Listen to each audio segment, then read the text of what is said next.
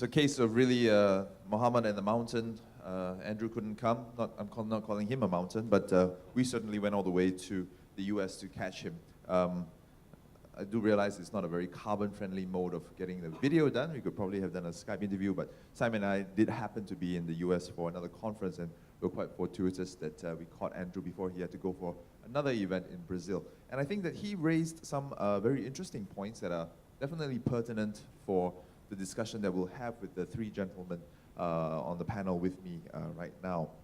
At the same time, I think he has touched on some points that maybe I'll turn first to Michael and invite him to share a little bit more on this idea of Singapore's responsibility within ASEAN as a regional hub for investment and the role that Singapore should play, the regions should play, and financial institutions can try to exert some kind of influence to create a greater movement towards sustainability.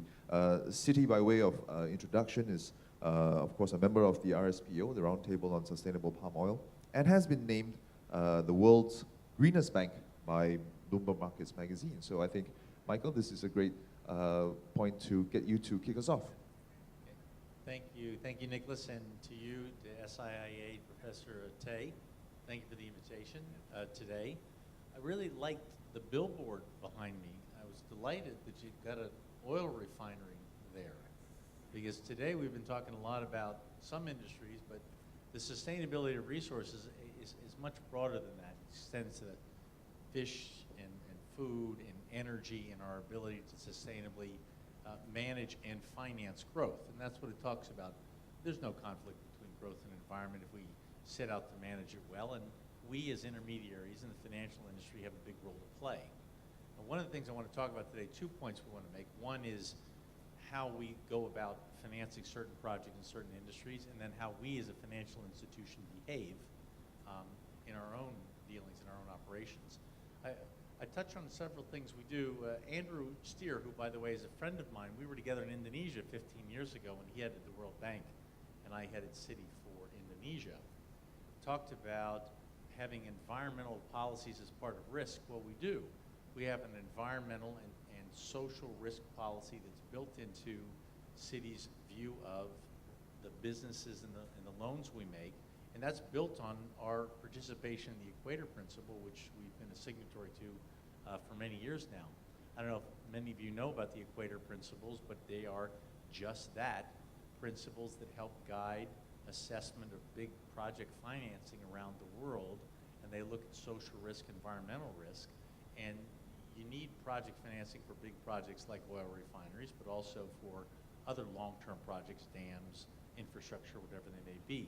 There's about 79 banks around the world, 79 financial institutions that have signed on to the Equator Principles across 35 countries. And those principles now guide 70% of the project financing that has actually been dispersed across emerging markets.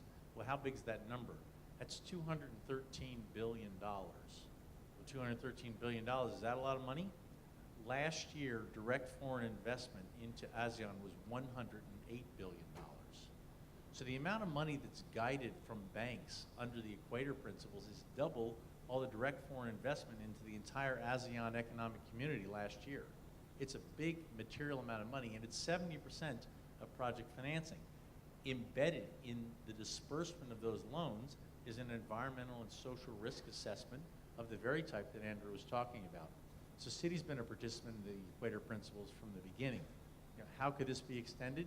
79 financial institutions is a good start, but the world has many more financial institutions than that. I don't want to be wrong about this, but I don't believe that the big three domestic banks have signed on to the Equator Principles yet. And one would be worth knowing how many banks across ASEAN, the big ones in this part of the world, have adopted them and embraced them. Good place to start. And the environmental and social risk management policies within Citi are a normal part of what we do. And let me, before I get to how we operate, let's ask the question, why? Why? Why does it matter for us as a business, as a bank? Start from the core notion that we share with our employees every day. Here in Singapore, we have 10,000 employees. We're the biggest financial institution in this country. We have 30,000 people across ASEAN. We're part of the community, both as citizens and as an institution. We've been here a long time. People talk about banks being short-term in their nature, quarter by quarter. Well, we opened here 112 years ago, so we're into our 448th quarter. And we're not going anywhere. We're deeply embedded in these communities. We're part of the communities. So our approach to things is long-term because we've been here and we intend to be here for a very long time to come. So when we look at things like this and ask ourselves, how should we go about doing business? I say to our employees and people externally all the time, you know, a banking license is a privilege. You can't buy a banking license. Banking licenses are granted to us. They're granted to us by the societies that we seek to serve. Granted through a regulatory body, but they're granted to us on behalf of the society we seek to serve. And every citizen in that society has, you know, a reasonable expectation that we're going to behave responsibly, not only in the way we contribute to bank system stability, but in the way we lend money and redirect capital towards projects and companies. So please understand, as a deeply embedded citizen of these countries and as of the societies that we are serving, we understand the importance of making sure that the industries that we're financing, the companies that we're financing are sustainable and are behaving in a responsible fashion. And when I look at energy, this is one of the most environmentally sensitive industries in the world. That may not be evident to everybody here, but their focus on environmental impact and being responsible in the way they extract and refine oil and gas is really important and has improved in recent years. Now, how do we, city as a company, behave? We're a big landlord. We have a lot of buildings. We talk about the LEED standard for our buildings. Around the world, city has 12,000 facilities. That's everything from a big skyscraper like Asia Square, which is our headquarters here, or our big data center and our tech center out at Changi Business Park, everything down to a little ATM kiosk that you'll see on the street or one of our ATM spaces in the MRT stations. Of those, we have about, and they gave me the notes here, we have 7 million square feet. 11% of our facilities are now LED certified. Our goal is to get to 15 by 2015, and we're going to keep building on that. Our building at Asia Square is LED certified. So when we move into a building, when we position our own businesses, it's an expectation from us as a company, as a renter, that building is environmentally friendly and sustainable. When we look at some of the things that we do with our clients, it doesn't have to be a huge thing to make a difference. We're endlessly trying to get customers to not ask for paper statements. Endlessly trying to get customers to say, please don't send me in the mail that piece of paper with the special deal for this Great Singapore Sale. We love the Great Singapore Sale, but I can send you that special promotion on your mobile phone, and you can take it into the merchant and they'll take it. But the number of people who simply refuse, and they say, I want my paper statement. Big and small things. Yes, we city, are members of the Roundtable for Sustainable Palm Oil, and that's a big thing, and it's huge, and we need to do that part. But we can all play our little part. Call your bank and tell them you don't want your paper statement, you'll take it electronically. Michael, that was actually a 3-minute to go mark, so if you wanted to carry on. Oh yeah, I have more things to say then. That's great. Now I've lost my train of thought. I thought it was time to go. And I'll make this last comment. I was talking about ASEAN as a community. I thought about what community meant, because we've been big supporters of the ASEAN economic community, but of course we all know that ASEAN moving together towards 2015 is beyond just economics. There's social community as well. And what does it mean to be part of a community? And I thought about the notion of the commons and the protecting of the commons, that we, ASEAN, this fabulous economic entity, and let's you know, everybody who's been part of it, I've only lived in Singapore for 4 years, but you know, your policymakers, you have a lot to be proud of. It's a $2.5 trillion economy, 600 million people, moving towards greater integration, growing quickly, 6%. Most of the world would love to have 6% growth. But within that community, there are commons to protect. And these things that we're talking about today, air, water, these are part of the commons. And I had this one thought that if we're thinking about things we can work on moving forward together. We have the notion of the law of the sea. The issues around the South China Sea today, and folks thinking about who owns the oil, who owns the gas, who owns the fish. But there's two things of it. Who owns the resources, and who gets to use those commons?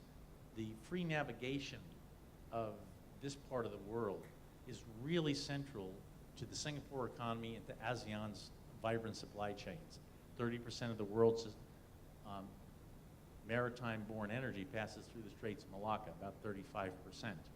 So having the commons protected so that we have freely navigatable waters and we decide who owns the resources under the water, this is something that ASEAN has been engaged in for a long time, and we have the law of the sea. Of course, Professor Tommy Koh here was one of the great architects of that law. Well, why don't we have a law of the air? Is that not also a common to be protected? And to that trans-border haze question, shouldn't we also be asking ourselves, as we have free navigation of the air through our open skies treaties about who gets to fly where, can't we have a similar approach to that? A thought first, maybe, as my clock ticks out.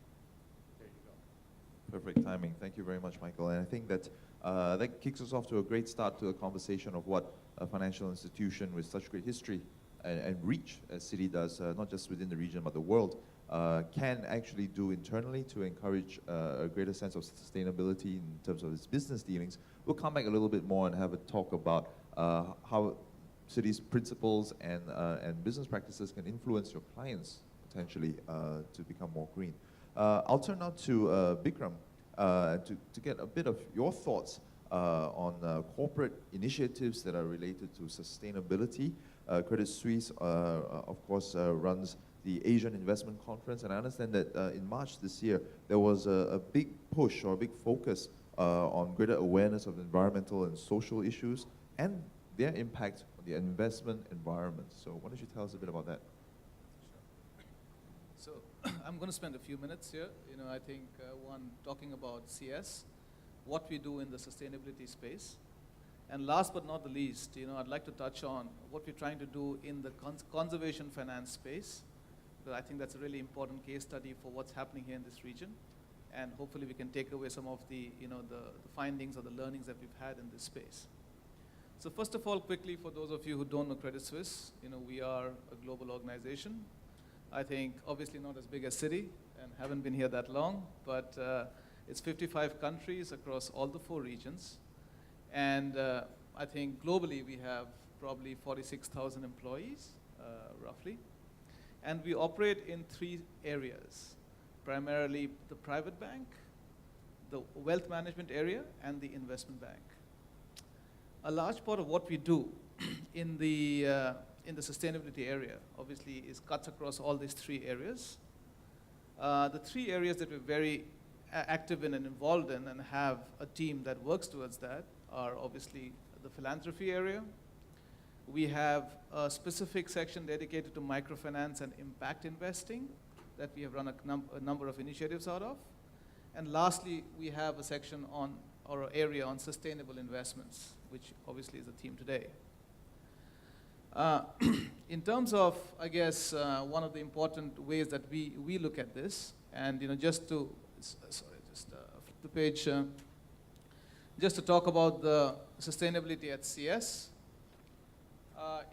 As alluded earlier, we are also signatories to the Equator Principles, which is the voluntary industry standards for project finance.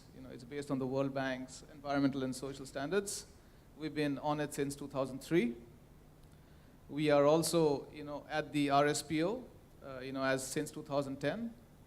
And we have, obviously, multiple codes of conduct on sustainability that we follow through our businesses. Now, in terms of sustainability at Credit Suisse, there are a few milestones that are notable. I think we've like to think of ourselves as a thought leader in this business. What you talked about at the AIC, is part of that.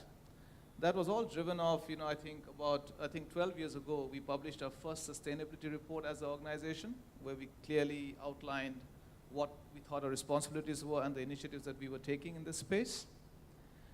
We launched our microfinance capability building initiative in 2007 in Switzerland. It was a great success, and and from that initiative, there have been actually independent fund managers spun off. One notable example today is Responsibility, which manages approximately $2 billion in the responsible investment space. They're based in Zurich. And onwards, we signed up to the UN Principles on Responsible Investing in 2013. And finally, we've collaborated with a number of NGOs, notably the WWF, to publish studies on how to enter the space, or how we should think about ourselves as a responsible investor. Sorry. So, as part of this effort, I'd like to briefly mention, and I know there's someone from Gene is here from the WWF. There is currently an ESG integration guide that's being developed jointly by Credit Suisse and WWF.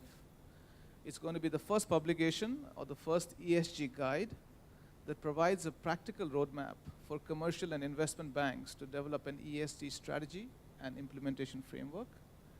We think this is really important for banks in this region to understand what and give them guidance on what the ESG journey requires in terms of human and systems capacity. And again, that was part of the dialogue that happened in March. And this guide is scheduled to be published in July 2014. So we'll encourage all of you to look out for that, and specifically reach out to your local partners, your banking partners, and use that as a template or as a roadmap for themselves.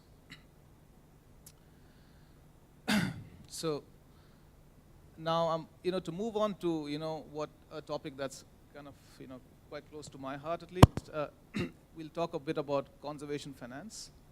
And specifically, a piece that we published in January this year, again in partnership with the WWF and McKinsey. It's a report on conservation finance, which tries to lay out key principles on how banks or how investors can participate in this market. And the report's available. It's on the Credit Suisse website for if you just go in and search for it. It's a public report. I think, just to touch on a few things, it's an industry study that estimates, for example, globally, McKinsey estimates that, about $300 to $350 billion is required for conservation finance, today, of which currently only 52 billion is available. And the bulk of the 52 billion that is put into this, into conservation finance comes from public or government funding, right? So there's a large demand, an unmet demand for conservation finance and requirement for private sector engagement. How do we think that's going to be done? Now, paradoxically, on the other side of the equation, when we talk to our private banking clients, and specifically our ultra high net worth clients, who we obviously are bankers to as a private bank, we see a large demand for them for what we call responsible product around, they already engaged, as as wealthy individuals. They already engage in a fair amount of philanthropic efforts, which again, as a private bank, we help them with.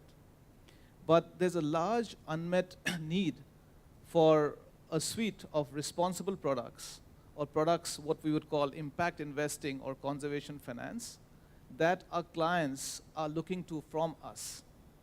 They see this as a significant, unfulfilled need on their basis.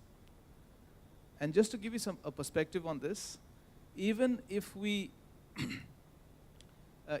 allocate only 1% of new and reinvested capital into conservation finance, that's more than sufficient to meet the $300 billion we talk about. That's the size of the pie that we're looking at in that space.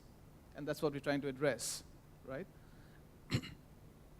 Now I think, I'm conscious my time is running out. So I think just in kind of what would we, what the report talks about, I think in in order to establish conservation finance as an asset class, there's a simple proposal here that we break up the projects that we look at into 3 modules, right? One is, investment into underlying ecosystems, or what we call capital protection, where people are willing to put capital to, on a long-term basis. There is a second module around infrastructure and sustainable development, and this we call the financial return bucket. This includes the traditional, traditional environment financing, such as ecotourism, solar power, forestry, fisheries, and so on. And lastly, there's a third module, which we call the environmental markets module, which is fundamentally return enhancement based on policy measures. For example, carbon offset certificates, right? And we think that there are 3 stakeholders involved in this business. One, and the primary stakeholders are the NGOs. 2 are the banks, such as ourselves, whose responsibility it is to work with investors to develop product suites. And thirdly, it's government and local policy makers who have to provide the incentives, for non-marketable conservation benefits, stuff that can't be priced in the market today, right? So, this is something that we are very keen to pursue in this area. We have a number of projects that we're looking at, again, from our space, looking to broaden this out. And what we think is a key issue here is the scalability of this business, right? But ASEAN is the place where a bulk of these projects come from. This is where the need is for these initiatives. And we look forward to more dialogue with participants, for example, in this room, to see how we can meet this. Thank you very much. Great, thank you very much. Such well-mannered panelists. Everybody's conscious of the time. I don't have to do any timekeeping, but thank you so much for those perspectives. And I think one of the last things that you mentioned is this concept of addressing a range of stakeholders who are involved and sort of looking to their individual requirements and needs. Ties in very nicely with one of the things that HSBC is doing that hopefully Ian can expand a little bit on. HSBC is, of course, committed to sustainable business, as was one of the first banks to introduce a forest land and forest products sector risk policy. That was 10 years ago, in 2004. And that actually supports the growth of legal and sustainable forestry and palm oil up and down the entire supply chain. So Ian, hopefully you can share a little bit about that as well as some of the other things that HSBC are doing. Over to you. Okay, thank you very much. I'd just like to say 2 thank yous really. First of all to the Singapore Institute for inviting ourselves as HSBC and the other financial institutions to have a say within this debate. And secondly, ladies and gentlemen, thank you to all of you for staying until the end of this date for the financial session. I am going to talk about something that Dr. Andrew Steer mentioned in his speech, and really looking at assessing and analysis of risk, specifically sustainability risk. And really to tie in with what we've been talking about earlier, forestry and agricultural development within forestry areas is an important global resource. More importantly, it's a very important economic resource within the ASEAN region. And we as HSBC support legal and sustainable operations within these sectors. As mentioned, we have had a forestry policy for many years. We introduced it back in 2004, and we updated it again in 2008. We also have a significant number of customers across the forestry and agricultural sectors. And we do have regular engagement with these customers, also with NGOs, government regulators, etc. In May 2013, our CEO committed that we would review our forestry policy.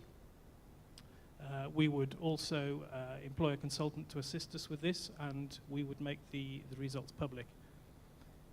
In March 2014, we released a revised forestry policy, but we also included a new policy which covers the agricultural commodities sector. Specifically, that is covering palm oil, soy, cattle ranching, and rubber wood. This was a major step forward for us. We have also strengthened the support we will give to our customers, but also we are strengthening the support we will be giving to the certification bodies that are related to these sectors. We really reaffirm our support of these independent and credible independent certification bodies. We've been a member of the RSPO since its inception. Like our colleagues on the board here, we see this as being a very important organization. It's gone through a lot of change, but the main things we want to look at is that they are committed to sustainable development, and this is something that we wish to ensure that we are also pursuing. So in terms of the policies, our forestry policy, we now require 100% certification by our customers for their operations. And that doesn't matter where in the supply chain it may be. So it will apply to plantations, and it will also apply to those that are in the wood supply chain, including the traders. The certification accepted is either FSC or PEFC, so the two major certification standards. Within our agricultural commodities policy, which at the moment is really focused on palm oil, we will apply this to growers, to planters, to refiners, and to traders. Okay? They must be members of the RSPO by the end of June this year. They must have one of their operations certified by the end of this year. So that could be a mill and its plantation base, or it could be one of their refineries. And they must have all of their global operations certified by the RSPO by the 31st of December 2018. And this ties in with really some of the commitments you heard earlier from Wilmar and from Unilever. We consider the RSPO, and I am concentrating on palm oil for a short while, we consider the RSPO to be the minimum acceptable standard for our palm oil customers. However, we're also working to understand how the finance sector can support and implement higher standards, such as those mentioned earlier by Wilmar, by Unilever, and also the Palm Oil Innovation Group. As the preferred, globally accepted palm oil standard, the RSPO has grown significantly since its inception. HSBC sit on the board. We are also currently in the complaints panel, which Citi have just also joined, I believe. And we are looking at ways of improving the transparency within the RSPO and also its complaint handling capability. And just one side point I'd like to mention here, OCBC joined RSPO in 2013, the first regional bank to do so. And certainly we would welcome, or the RSPO would welcome more regional banks making such an important move. Our aim as HSBC is to encourage and support our customers to operate to high standards. Over the years, we have engaged with numerous customers who have been alleged to be involved in unsustainable activities. In such cases, we will meet the sustainability teams, we will meet the operational teams, we will meet the CEO, or we will meet the owner of the companies to get their commitment to implement or to improve their sustainability practices and ensure they comply with HSBC's policies. Going forwards, we are also looking at how we can incentivize the growing and trading of CSPO, Certified Sustainable Palm Oil. So again, going back to what Kyra and Jeremy from Wilmar and Unilever and Cargill were talking about earlier. Further details of this will be released during the second half of this year. Clearly, as a bank, we are still working on the fine details, but this will also be released. In case anyone wants to look, the details of all our policies, plus our statements on forestry and palm oil, are available on the HSBC website, which is www.hsbc.com/sustainability. You will see a big red box on the right-hand side, and that contains all the new policies and our statement. What I would like to take away from this is palm oil is important for the region. If it is managed responsibly, it can contribute significantly to the regional and the local economy, to local people, and to the environment. We are committed to supporting legal and sustainable palm oil business and using the RSPO, or in the case of forestry, FSC or PFC, to evidence that customers are implementing the right standards. Thank you very much, Ian. Yes, and I do thank also everyone for staying with us right till the end. But to underscore how important and significant this particular panel is in the grand scheme of things, the first panel of the day, we had actually questions that were directed to representatives from the financial institutions. So people were interested in this idea all the way from the very start of the day. And I did promise that I would come back to those questions. I didn't take them right at the start because they weren't necessarily to do with that panel. So I'm going to kick off with a couple of questions from that came in earlier. I think Ian has answered a little bit about this first question, but I'll throw this to Michael and get your thoughts. And the question is, how can financial institutions change the current landscape and institutionalize sustainable development? And there seems to be a sentiment that these institutions seem to be more rigid today than before.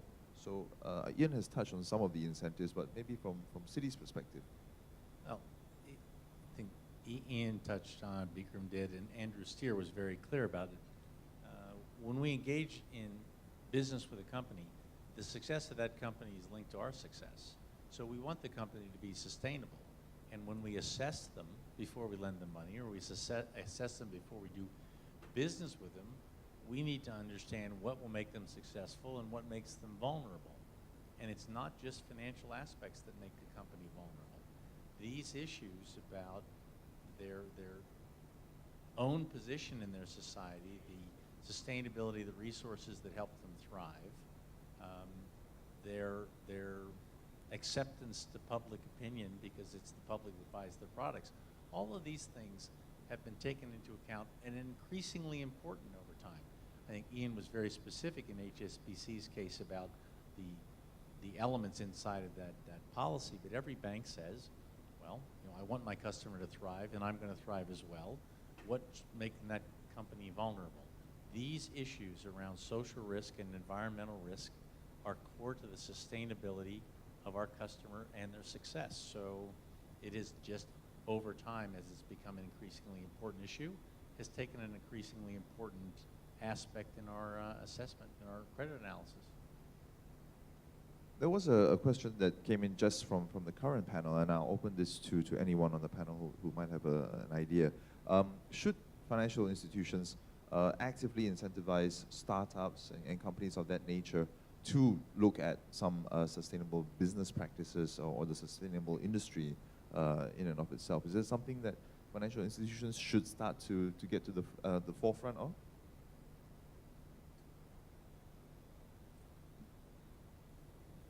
I mean, I'll answer that by, I mean, we've sort of said yes in as much as within our new policies, we have some clear guidance for startups.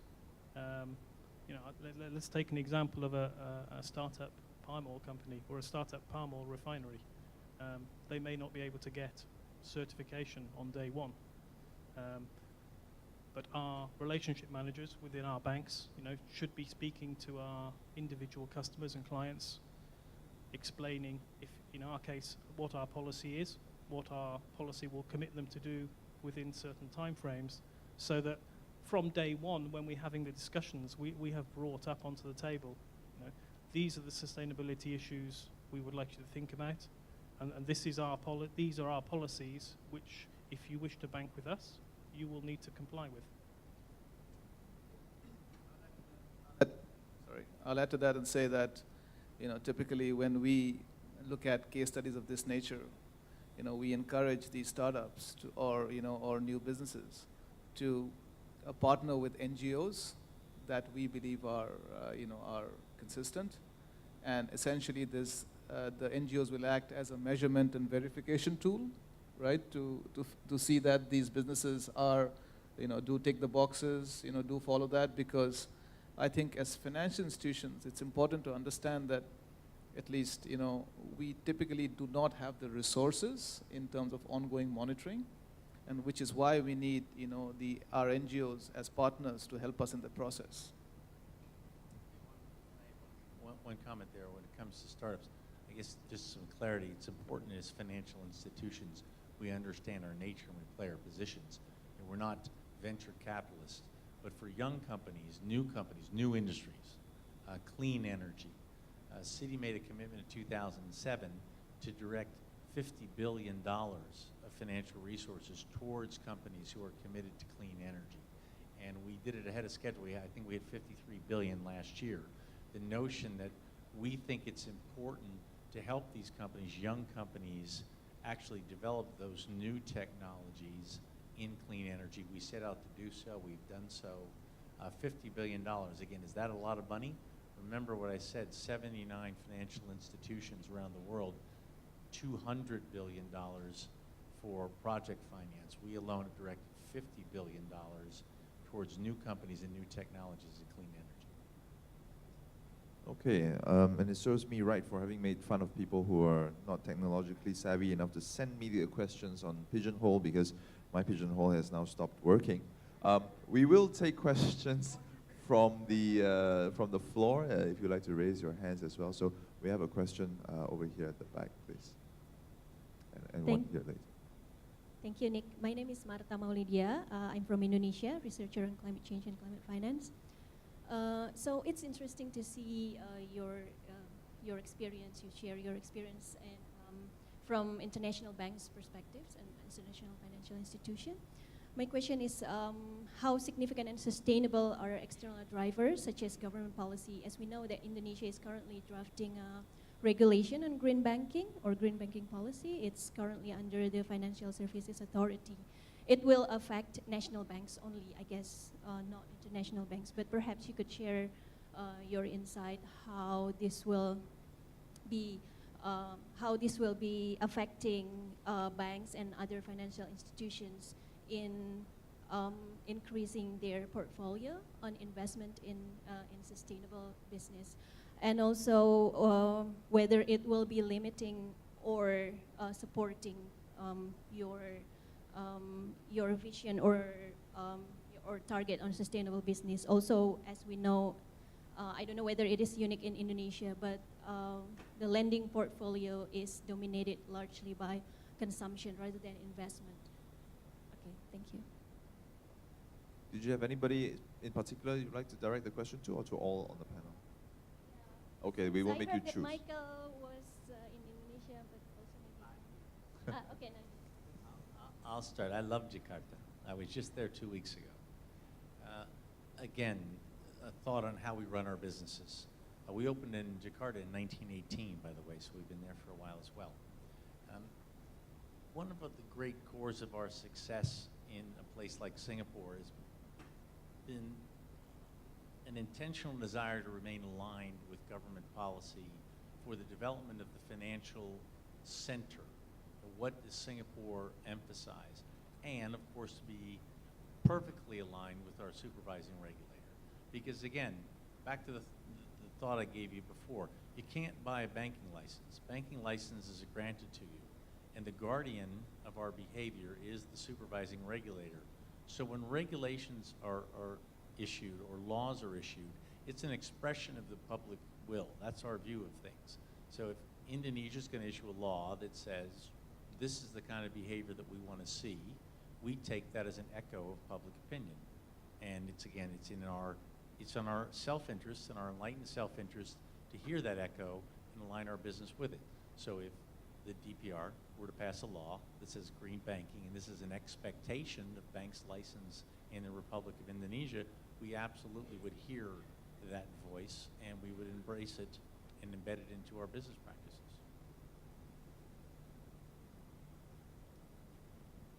Yeah, to be honest, I'm not sure I can add much to that.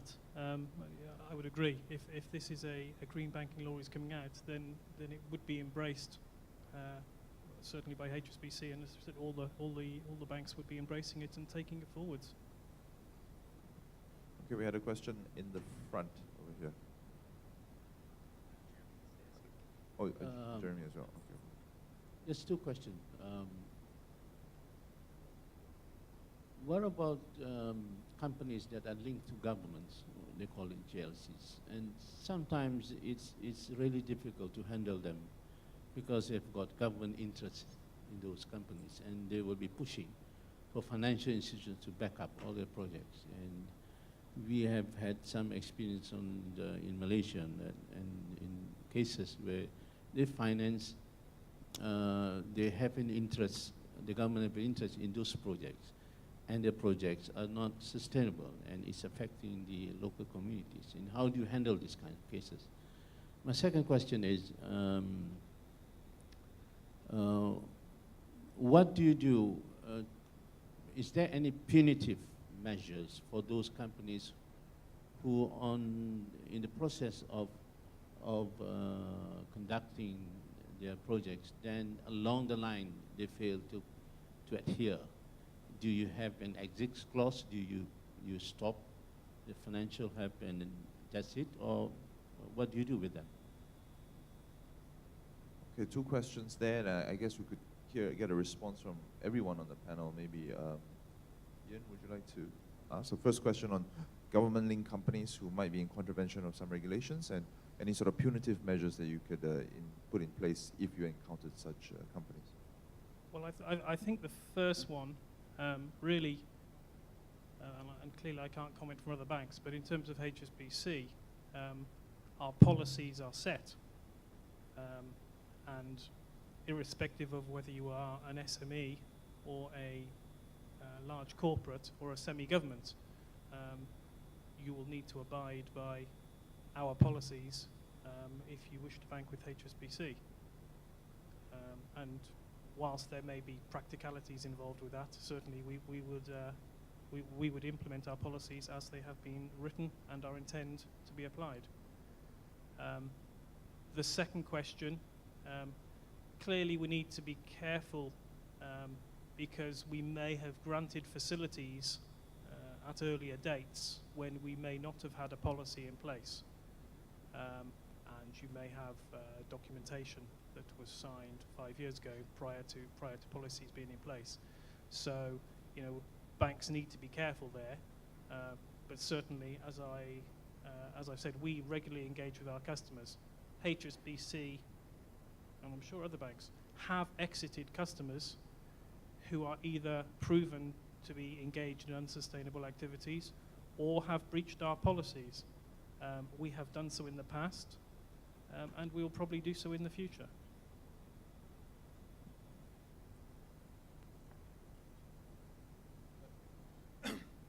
I guess, just to add to that, I mean, I'll take the second part of the question, because the first part of the question is very consistent with, what we would do as policies.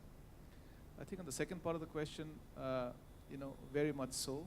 I think if we identify clients who are in breach of our policies, and when they have clearly undertaken or committed to us that they would not, they would be responsible in some way or not do the footprint, then we would absolutely exit that.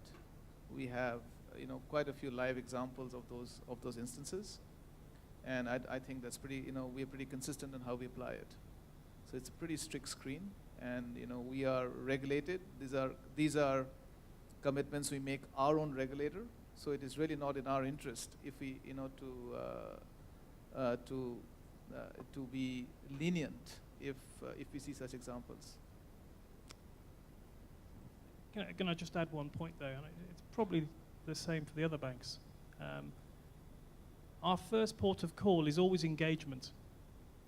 Okay, to engage with the client, to find out what is the issue, why have they breached something, okay, and to understand, and then to try and work with them to move forwards, and either to be in compliance with the bank's policy or whatever it is they're in breach of. So, engagement is always the first course of action. Okay, we had a question from Jeremy Good from Wilmar, please. The mic around the front. Thanks, Nicholas. I'd just like to make a point about the sort of banking industry with regards, for example, to the oil palm industry. It's not you guys which are the problem. I think it's the local banks which have significant investments into, for example, greenfield, palm oil plantation expansion. How do you deal with those guys? Because look, it's not you guys. All of you guys have very high standards, policies. It's similar to us having a non-level playing field. It's very similar. It's a very similar situation there. What can the likes of Citi and HSBC, for example, do to encourage some of the local players to adopt these policies? Because that's clearly not happening. Tricky question. We'll turn to Michael, of course. Take him you, outside Jeremy. and, Thank you, Jeremy. I will remember you asked me that question. Okay. Look, I think we've all touched on it a little bit. In each of these countries, we have banking associations, where the associations themselves, we think a lot about the stability of the banking system, and that stability is not just capital. Capital is pretty important. Talent's pretty important, making sure we've got the right kind of people. Behavior is very important, and those things all link together. One by one, the adoption and the spread of the Equator principles. There's 79 banks. Soon there's going to be 100 banks. Ian is right. OCBC's joined. There's 12 banks in the Sustainable Roundtable. In the Roundtable now, 12 sounds like a breathtakingly small number relative to the number of banks that operate across ASEAN. But it's a matter of SIIA having the foresight to organize a session, a dialogue like today to pose the question, well, why not? Why aren't you a member of the Roundtable? Why haven't you adopted the Equator principles? And again, it comes back to everything I've said this morning. We are very sensitive and reactive to public opinion because they're our customers. Right? I had a regulator say something to me that stuck with me ever since that day. There was a moment in our conversation where his phrase changed from your customers' deposits to our citizens' money. And he was talking about the same pool of liquidity. He said, look, that's our citizens' money that you're a guardian of, you're a steward. So as long as we understand that and we're sensitive to the voice, that voice will come through. It will be heard. We have, over time, developed these frameworks, the Equator principles, the round table, other things that say, I think this is the way people want our industry to behave. And we've had a tough few years. We're not the most popular guys in town. Huh? So we've had to learn, what did we miss? Why can't we hear some of these things as well as we should have in the past? So what can we do? I think we just keep asking the question. We simply ask the question, explain it to me. Why aren't you in the roundtable? Explain it to me. Why haven't you adopted the Equator principle? But I think a more powerful constituency would be their customers.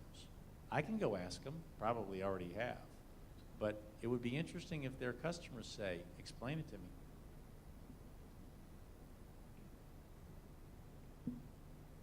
Okay, I don't see any more. Okay, I see one more hand. Let's take one question from one final question from the floor.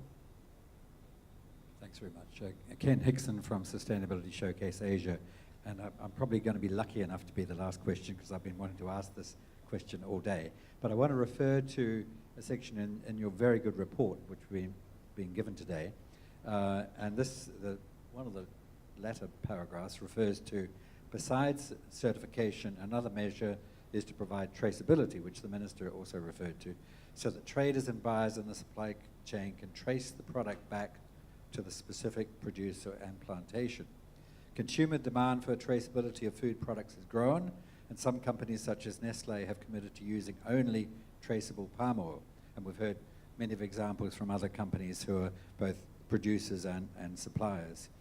Many others, however, says your report, still trade and purchase uncertified and untraceable palm oil.